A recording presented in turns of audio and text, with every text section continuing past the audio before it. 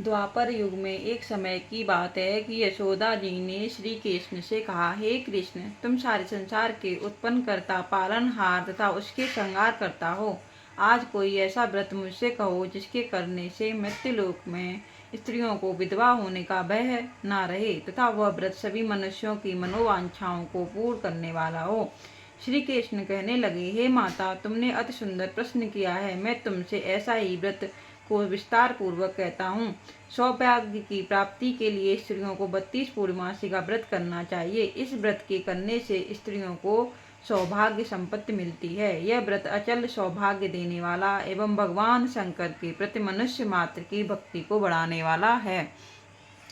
यशोदा जी कहने लगी, हे कृष्ण, सर्वप्रथम इस व्रत को मृत्युलोक में किसने किया था, इसके विषय में सविस्तार मुझसे कहो। श्री कृष्ण जी कहने लगे, इस भूमंडल पर एक अत्यंत प्रसिद्ध राजा चंद्रहास से पालित अनेक प्रकार के रत्नों से परिपूर्ण कातिका नाम की एक नगरी थी। वहाँ धनेश्वर नाम का एक ब्राह्मण रहता था और उसकी स्त्री अति सुशीला रूपवती नाम की थी। दोनों ही उस नगरी में बड़े प्रेम के साथ रहते थे। घर में धन धान्य आदि की कमी नहीं थी, लेकिन संतान न होने की वजह से उनको बड़ा दुख था। एक समय एक बड़ा तपस्वी योगी उस नगरी में आया। वह योगी उस ब्राह्मण के घर को छोड़कर अन्य सब घरों से भिक्षा लाकर भोजन किया करता था। वह योगी एक दिन रूपवती से भिक्षा न लेकर किसी अन्य घर से भिक्षा लेकर गंगा के किनारे जाकर भिक्षान को प्रेम पूर्वक खा रहा था कि धनेश्वर ने योगी का यह सब कार्य किसी प्रकार से देख लिया। अपनी भिक्षा के अनादर से दुखी होकर धनेश्वर योगी से बोला, महात्मन, आप सब घरों से भिक्षा लेते हैं परंतु मेरे घर की भिक्षा कभी नहीं लेते, इसका कारण क्या है? योगी कहने लगे, निपुत्री के घर की भीख पतितों के अन्न के समान होती है और जो पतितों का अन्न खाता है वह पतित हो जाता है। क्योंकि तुम निपुत्र हो, अतः पतित हो जाने के भय से मैं तुम्हारे घर की भिक्षा नहीं लेता हूँ। धनेश्वर यह बात सुनकर अपने मन में बहुत दुखी हुआ और हाथ जोड़कर योगी के पैरों पर गिर पड़ा तथा आर्तभाव से कहने लगा, हे महाराज, यदि ऐसा है तो आप मुझको पुत्र प्राप्ति का उपाय बताएं। आप सर्वज्ञ हैं, मुझ पर अवश्य ही कृपा कीजिए। धन की मेरे घर में कोई कमी नहीं, परंतु मैं पुत्र न होने के कारण अत्यंत दुखी हूँ। आप मेरे इस दुख को दूर करें, आप सामर्थ्यवान हैं। यह सुनकर योगी कहने लगा, हे ब्राह्मण, तुम चंडी आराधना करो। घर आकर उसने अपनी स्त्री से सब वृतांत कहा और स्वयं तप के निमित्त वन में चला गया। वन में जाकर उसने चंडी की उपासना और उपवास किया। चंडी ने 16वें दिन उसको स्वप्न में दर्शन दिया और कहा, हे धनेश्वर, जा, तेरे पुत्र होगा, परंतु वह 16 वर्ष की आयु में ही मृत्यु को प्राप्त हो जाएगा। यदि तुम दोनों स्त्री पुरुष 32 पूर्णमासियों का व्रत विधि पूर्वक करोगे तो वह दीर्घायु हो जाएगा। अपनी शक्ति सामर्थ्य के अनुसार आटे के दिए बनाकर शिव जी का पूजन करना, परंतु पूर्णमासी 32 हो जानी चाहिए। प्रातःकाल होने पर इस स्थान के समीप ही तुमको एक आम का वृक्ष दिखाई देगा। उस पर चढ़कर तुम एक फल तोड़कर शीघ्र अपने घर चले जाना। अपनी स्त्री से सब वृतांत कहना। ऋतु स्नान के पश्चात वह स्वच्छ होकर श्री शंकर जी का ध्यान करके उस फल को लेगी, तब शंकर भगवान जी की कृपा से उसको गर्भ हो जाएगा। जब वह ब्राह्मण प्रातःकाल उठा तो उसने उस स्थान के पास ही एक आम का वृक्ष देखा जिस पर एक अत्यंत सुंदर आम का फल लगा हुआ था। उस ब्राह्मण ने आम के वृक्ष पर चढ़कर उस फल को तोड़ने का प्रयत्न किया, परंतु कई बार प्रयत्न करने पर भी वह वृक्ष पर न चढ़ पाया। तब ब्राह्मण को बहुत ही चिंता उत्पन्न हुई और वह विघ्न विनाशक श्री गणेश जी की वंदना करने लगा। हे दयानिधे, अपने भक्तों के विघ्नों का नाश करके उनके मंगल कार्य को करने वाले, दुष्टों का नाश करने वाले, रिद्धि सिद्धि के देने वाले, आप मुझ पर कृपा करके इतना बल दें कि मैं अपने मनोरथ को पूर्ण कर सकूं। इस प्रकार गणेश जी की प्रार्थना करने पर उनकी कृपा से धनेश्वर वृक्ष पर चढ़ गया और उसने एक अति सुंदर आम का फल देखा। उसने सोचा कि जो वरदान से फल मिला था वह यही है और कोई फल दिखाई नहीं देता। उस धनेश्वर ब्राह्मण ने जल्दी से वह फल तोड़कर अपनी स्त्री को लाकर दिया और उसकी स्त्री ने अपने पति के कथनानुसार फल को खा लिया और वह गर्भवती हो गई। देवी जी की असीम कृपा से उसके एक अत्यंत सुंदर पुत्र उत्पन्न हुआ जिसका नाम उन्होंने देवदास रखा। माता पिता के हर्ष और शोक के साथ वह बालक शुक्ल पक्ष के चंद्रमा की भांति अपने पिता के घर में बढ़ने लगा। भवानी की कृपा से वह बालक बहुत ही सुंदर, सुशील और विद्या ग्रहण कर बहुत ही निपुण हो गया। दुर्गा जी की आज्ञा अनुसार उसकी माता ने 32 पूर्णमासी का व्रत रखना प्रारंभ कर दिया था, जिससे उसका पुत्र दीर्घायु हो जाए।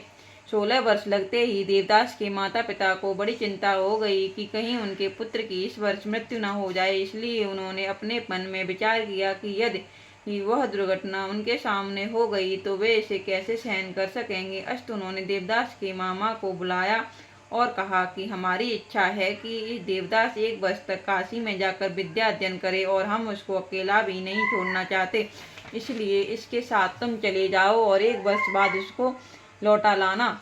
सब प्रबंध करके उसके माता पिता ने काशी जाने के लिए देवदास को एक घोड़े पर बिठाकर उसके मामा को उसके साथ कर दिया, किंतु यह बात उसके मामा या किसी और से नहीं कही। धनेश्वर ने स्वप्नीक अपने पुत्र की मंगल कामना तथा दीर्घायु के लिए भगवती दुर्गा की आराधना और पूर्णमासी का व्रत करना आरंभ कर दिया। इस प्रकार बराबर 32 पूर्णमासी का व्रत पूरा किया। कुछ समय बाद एक दिन में दोनों मामा और भांजा मार्ग में रात्रि बिताने के लिए किसी ग्राम में ठहरे हुए थे। उसी दिन गांव में एक ब्राह्मण की अत्यंत सुंदरी, सुशील, विदुषी और गुणवती कन्या का विवाह होने वाला था। जिस धर्मशाला के अंदर वर और उसकी बारात ठहरी हुई थी, उसी धर्मशाला में देवदास और उसके मामा भी ठहरे हुए थे। संयोगवश जब कन्या को तेल आदि चढ़ाकर मंडप आदि का कृत्य किया गया तो लग्न के समय वर को धनुर्पात हो गया। अस्तवर के पिता ने अपने कुटुंबियों से परामर्श करके निश्चय किया कि यह देवदास मेरे पुत्र जैसा ही सुंदर है, मैं इसके साथ ही लग्न करवा दूं और बाद में विवाह के अन्य कार्य मेरे लड़के के साथ हो जाएंगे।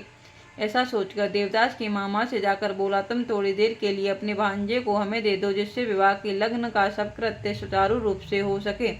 तब उसका मामा कहने लगा, जो कुछ भी मधुपर्क आदि कन्यादान के समय वर को मिले वह सब हमें दे दिया जाए तो मेरा भांजा इस बारात का दूल्हा बन जाएगा। यह बात वर के पिता को स्वीकार कर लेने पर उसने अपना भांजा वर बनाने को भेज दिया और उसके साथ विवाह कार्य सब रात्रि में विधि पूर्वक संपन्न हो गया। पत्नी के साथ वह भोजन न कर सका और अपने मन में सोचने लगा कि न जाने यह किसकी स्त्री होगी, तथा वह एकांत में इसी सोच में गर्म निश्वास छोड़ने लगा तथा उसकी आंखों में आंसू भी आ गए। तब वधू ने पूछा, क्या बात है, आप इतने उदासीन व दुखी क्यों हो रहे हैं। तब उसने सब बात जो वर के पिता व उसके मामा में हुई थी उसको बता दी। तब कन्या कहने लगी, यह ब्रह्म विवाह के विपरीत कैसे हो सकता है। देव, ब्राह्मण और अग्नि के सामने मैंने आपको ही अपना पति बनाया है, इसलिए आप ही मेरे पति हैं, मैं आपकी ही पत्नी रहूंगी, किसी अन्य की कदापि नहीं। तब देवदास ने कहा, ऐसा मत करिए, क्योंकि मेरी आयु बहुत थोड़ी है, मेरे बाद आपकी क्या गति होगी। पहले इन बातों को अच्छी तरह विचार लो। परंतु वह दृढ़ विचार वाली थी, बोली, जो आपकी गति होगी वही मेरी गति होगी। हे स्वामिन, आप उठिए और भोजन करिए, आप निश्चय ही भूखे होंगे। इसके बाद देवदास और उसकी पत्नी ने भोजन किया तथा शेष रात्रि भर वे सोते रहे। प्रातःकाल 4 बजे देवदास ने अपनी पत्नी को 3 नगों से जड़ी हुई एक अंगूठी व एक रुमाल दिया और बोला, हे प्रिय, इसे लो और प्रेम निशानी समझकर शांतचित्त हो जाओ।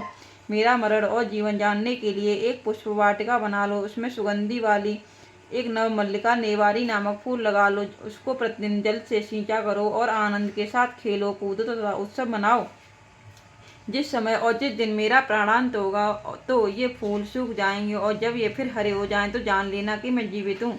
यह बात निश्चित करके समझ लेना, इसमें कोई संशय नहीं है। यह समझाकर वह चला गया। प्रातःकाल होते ही वहां पर बाजे गाजे बजने लगे और जिस समय विवाह के कार्य समाप्त करने के लिए वर तथा सब बराती मंडप में आए तो कन्या ने वर को खूब अच्छी प्रकार देखकर अपने पिता से कहा, यह मेरा पति नहीं है, जिसके साथ रात्रि को मेरा पाणी ग्रहण हुआ था इसके साथ मेरा विवाह नहीं हुआ है। यदि यही है तो बताए कि मैंने इसको क्या दिया। मधुपर्क और कन्यादान के समय जो मैंने भूषण आदि दिए थे उन्हें दिखाया था। रात में मैंने इसको क्या गुप्त बात कही थी वह सब सुनाई। पिता के कथनानुसार वर को बुलवाया गया। कन्या की सब बातें सुनकर वह कहने लगा, मैं कुछ नहीं जानता। इसके पश्चात लज्जित होकर वह अपना सा मुंह लेकर चला गया और सारी बारात भी अपमानित होकर वहां से लौट गई।